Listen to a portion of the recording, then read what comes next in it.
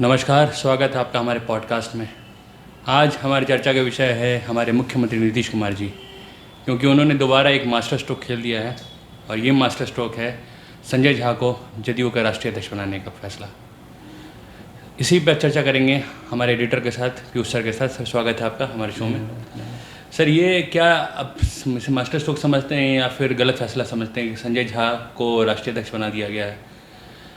देखिए, अति पिछड़ा का वोट नीतीश जी के साथ ऑलरेडी है, वो समझते हैं इस बात को। अब उनको किसी न किसी तरीके से सवर्ण वोटर को भी अपनी तरफ करना था। सर, हम टोकेंगे आपको, सवर्ण वोटर तो ऑलरेडी भाजपा के पास है, लेकिन ये जरूरी नहीं कि हमेशा जदयू भाजपा के साथ रहे जी।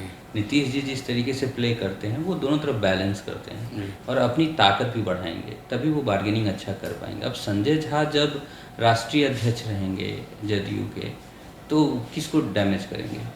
ये भाजपा को डैमेज करेंगे। प्लस हमेशा एक प्रेशर में रहेगी भाजपा जदयू के साथ, नीतीश कुमार के साथ। तो वो एक गेम है जिसमें कि वो साधना चाहते हैं कि हम हमेशा मतलब टॉप पे रहें, मतलब जब कन्वर्सेशन हो तो उसके टॉप पे रहें, और जब हम जो बात बोले वो बात नीचे डाउन टू लाइन आराम से बीजेपी मान ले। तो मुझे लगता है कि यही एक कारण है जिसकी वजह से नीतीश जी ने ये किया है। सर, इसका अंदाज़ा कोई लगा नहीं पा रहा था। हालांकि आपने अंदाज़ा लगाया था कि संजय झा अध्यक्ष बनेंगे, लेकिन लोग अंदाज़ा लगा रहे थे कि कोई पिछड़ा अति पिछड़ा चेहरा होगा अध्यक्ष के रूप में, या फिर कोई नए नेता आएंगे, नए चेहरे देखने को रूप में मिलेंगे। सर, ऐसा नेता जो जन नेता नहीं है, आप देखेंगे संजय झा कोई मास लीडर तो है नहीं। हमेशा ऐसे ही नेता जदयू के राष्ट्रीय अध्यक्ष बनते हैं, चाहे वो आरसीपी सिंह जी हों, चाहे वो अशोक चौधरी जो अभी काफ़ी पावरफुल हैं वो, चाहे संजय झा हों। ऐसे लोग ही क्यों नीतीश कुमार के आसपास रहते हैं? सर देखिए, नीतीश जी को पता है कि राजनीति कैसे करनी है, ठीक है जी। तो उन्हें कोई बहुत बड़ा राजनेता की ज़रूरत नहीं है जी। उन्हें ऐसे लोगों की ज़रूरत है जिनको वो डिक्टेट करें, बोले कि आपको ये काम करना है और वो काम करें। क्लर्कियल लोग चाहिए उनको, ठीक है। वो नेता खुद हैं और संपन्न है, उनको उनके पास ब्रेन है, पॉलिटिकल ब्रेन है। वो जानते हैं कि ज़मीनी स्तर पर कैसे राजनीति करनी है और कैसे अपनी चीज़ों को नीचे तक लेके जाना है। तो लेके जाने वाले लोग चाहिए बस। सर, आपको नहीं लगता कि संजय झा के अध्यक्ष बनने से जदयू में कुछ गुटबाजी फिर से शुरू हो जाएगी और अशोक चौधरी गुट अलग नाराज़ होगा, ललन सिंह गुट अलग नाराज़ होगा? तो इसको कैसे मैनेज किया जाएगा, क्योंकि चुनाव नज़दीक है? सर, कोई नाराज़ नहीं होगा। जदयू मतलब नीतीश कुमार। सर, अंदरूनी नाराज़गी तो अभी है। अंदरूनी नाराज़गी का देखिए, आरसीपी सिंह को लेके जो सामने आया था, जदयू के साथ ऐसा होगा, गुटबाजी होगी, बहुत सारे विधायक को तोड़ के ले जाएंगे, क्या हुआ? एक भी विधायक नहीं गया, इधर नहीं गया और कुछ नहीं हुआ, मटेरियल डैमेज भी कुछ नहीं हुआ। और दूसरी सबसे बड़ी बात है कि आरसीपी सिंह ने बीजेपी में अपनी ज़मीन खो दी है। जी बिल्कुल, ठीक है ना। तो आप इस बात को समझिए, किसी को भी जदयू में भी अगर कोई गुट को ये लगता होगा या उनको ऐसा लग रहा होगा कि हम कुछ कर सकते हैं, तो मैं अभी भी सलाह देता हूँ कि भूल जाएं। जी। जदयू मतलब नीतीश कुमार ही है। सर, लेकिन आपसे सवाल पूछेंगे कि जदयू में सेकंड लेफ्टिनेंट कौन है, अशोक चौधरी या संजय झा? देखिए, वहाँ कोई सेकंड लेफ्टिनेंट नहीं होता है। वहाँ सेकंड लेफ्टिनेंट के पोस्ट पर 4-5 लोग होते हैं और उन 4-5 लोगों के साथ नीतीश कुमार बहुत अच्छे से प्ले करते रहते हैं, ताकि हर किसी को लगे कि हम उनके बहुत करीबी हैं। और जब वो उनका राजनीतिक कद बढ़ने लगता है तो उसका ज़मीन जो है थोड़ा सा हल्का सा कट कर देते हैं। ये उनका काम है, ताकि किसी का भी कद इतना बड़ा ना हो जाए। वो नीतीश कुमार के साथ कल जैसे आरसीपी सिंह कोशिश किए, उनका क्या हश्र हुआ आपको बहुत बड़ा हश्र। तो जदयू पार्टी में आप देखेंगे कि अब मुझे लगता है कि अब कोई ऐसी गलती नहीं करेगा कि डायरेक्टली सामने से सामने नीतीश कुमार को चैलेंज करेगा। और वैसे भी सर, बीजेपी अभी अंदरूनी गुटबाजी से जूझ रही है। कुछ दिन पहले देखा कि संजय पासवान का बयान या फिर अश्विनी चौबे जी का बयान काफ़ी अपने पार्टी के सम्राट चौधरी के विरोध में ही था। तो इस गुटबाजी का क्या नीतीश कुमार ही फ़ायदा उठा रहे हैं? देखिए, अगर आपका अंतर्कलह आपके परिवार में है तो आपके पड़ोसी उसका फ़ायदा उठाएंगे, ये एकदम परम सत्य है। तो अगर बीजेपी के अंदर में गुटबाजी हुई तो अब ऐसी बात है, नीतीश जी भी चाहेंगे कि ज़्यादा से ज़्यादा बार्गेनिंग उसी स्थिति में कर पाएँ। ये भाजपा के अंतर्कलह का कारण सम्राट चौधरी ही हैं? सर, आप ये समझते हैं? देखिए, सम्राट चौधरी के राजनीतिक भविष्य को समझे तो पता नहीं अमित शाह या जेपी नड्डा को क्या समझ में उस समय आया और क्या चीज़ें हुई। आप राजनीतिक सफ़र देखिए उनका सम्राट चौधरी का। आरजेडी जेडीयू है, प्लस वो एक मास लीडर नहीं है, आप समझिए। कुशवाहा दूसरी का बात नेता है, जब बयानों की बात आती है तो ऐसा कोई स्ट्रॉन्ग बयान नहीं देना है, और ज़मीन पर स्तर डाटा पे कभी नहीं खेलते हैं। कभी उनको आपने नहीं देखा हो कि वो डेटा पे प्ले करते हैं। लेकिन सर पोस्टर तो लगता है कि बिहार की योगी सम्राट चौधरी। और ठीक है, आप कहने का कुछ भी कह सकते हैं, जी।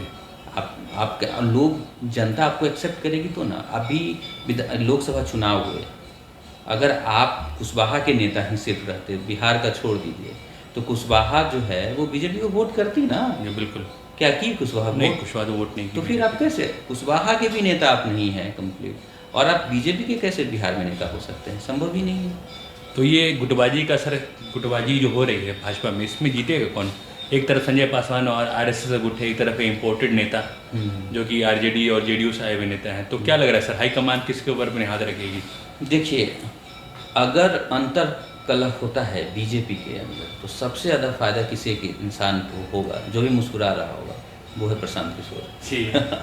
क्योंकि देखिए, जो लोग डेवलपमेंट चाहते हैं, जो अच्छी पॉलिटिक्स चाहते हैं, जो लोग चाहते हैं कि नहीं, मतलब इस पे अंकुश लगे, क्या बोलते हैं, मतलब भ्रष्टाचार वगैरह पे अंकुश लगे, प्रशासन ठीक हो, वो सब थोड़ा कहीं ना कहीं बीजेपी की तरफ इंक्लाइंड है और जेडीयू की तरफ इंक्लाइंड है।